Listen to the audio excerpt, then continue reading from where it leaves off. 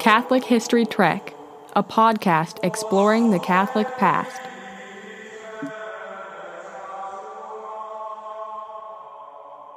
Welcome to the podcast Catholic History Trek.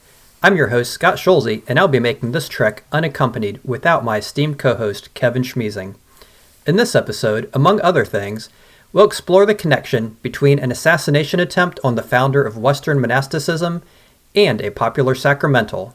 Our topic for this week is the St Benedict Medal. The St Benedict Medal is what Catholics refer to as a sacramental. So what is a sacramental? Per the Catechism of the Catholic Church, in paragraph 1667, sacramentals are sacred signs which bear a resemblance to the sacraments. They signify effects particular of a spiritual nature which are obtained through the intercession of the Church. By them, men are disposed to receive the chief effects of the sacraments, and various occasions in life are rendered holy. So what does that all mean? Basically, while sacramentals don't convey the sanctifying grace of the sacraments, they are signs that bring us closer to God and help us develop an attitude of holiness to receive God's grace. Some popular examples of sacramentals would be holy water, the sign of the cross, the miraculous medal, the brown scapular, and the topic of today's trek, the medal of St Benedict. So who is St Benedict, and why does he have a medal? We have Pope St Gregory the Great to thank for much. One of the things we have to thank him for is the information we know about St Benedict, as the Pope recorded Benedict's life in a volume titled The Dialogues. Book 2 of the Dialogues is dedicated to recording the events and stories related to St Benedict. Benedict was born in Nursia in Italy in the year 480 AD and spent his youth in Rome. Sometime around the age of 14 to 20, there's some debate on the exact age, he abandoned the books and wealth of his family home with the purpose of finding a place where he could serve God. He moved from Rome with his old nurse as a servant to accompany him. His first miracle occurred here when he restored a piece of pottery that had been broken by his servant. This miracle brought Benedict unwanted fame, and so he secretly fled alone to Subiaco. He sought to deliberately choose the hardships of life instead of the life he had lived up to this point. He met a monk named Romanus who guided him to living a life of solitude as a hermit in a cave for the next 3 years. Benedict had come to be known as a holy man, and when a nearby monastery had lost their abbot, this community came to Benedict and begged him to come lead them. This next part, which you may be familiar with, I'd like to read you directly from St. Gregory's The Dialogues. He took order that regular life should be observed, so that none of them could, as before they used, through unlawful acts decline from the path of holy conversation, either on one side or the other, which the monks perceiving, they fell into a great rage, accusing themselves that ever they desired him to be their abbot. Skipping ahead a line, we find, taking counsel together, they agreed to poison his wine, which being done, and the glass wherein that wine was, according to the custom, offered to the abbot to bless, he, putting forth his hand, made the sign of the cross, and straightway the glass that was held far off broke into pieces, as though the sign of the cross had been a stone thrown against it. Following this incident, Benedict returned to his cave and was much sought after for his holiness and miracles. He founded many monasteries and constructed the Benedictine rule, which became the gold standard for Western monastic life. Without going into the entire rule in detail, which would be a great topic for another history trek, it can simply be summarized with the Latin phrase ora et labora, which means pray and work. The exact date of the first St. Benedict medal is lost to history, but devotion to the saint gave way to the striking of medals with St. Benedict holding a cross in his right hand and his rule in his left hand.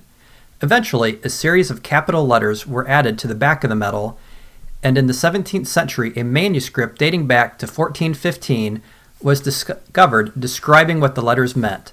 So we can likely deduce that the St. Benedict medal, with the image of the saint in the letters, goes back to at least this period. The official version that you see today was created in 1880 and was made to celebrate the 1,400-year anniversary of the saint's birth. If you have one of these medals, take a moment to look at it and notice all of the symbolism neatly squeezed into its round shape. On the front side of the medal, you'll notice an image of St. Benedict himself, holding a cross in his right hand and his rule for monasteries in his left hand. On a raised pedestal behind him is the poisoned cup, shattered when he made the sign of the cross over it. On his other side is a raven about to carry away a loaf of the poisoned bread that had been sent to St. Benedict.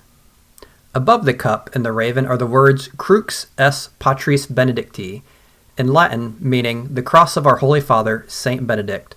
The image of St. Benedict is encircled by a ring of Latin words which say Eius et obitu nostro praesentia muniamur, meaning may we be strengthened by his presence in the hour of our death.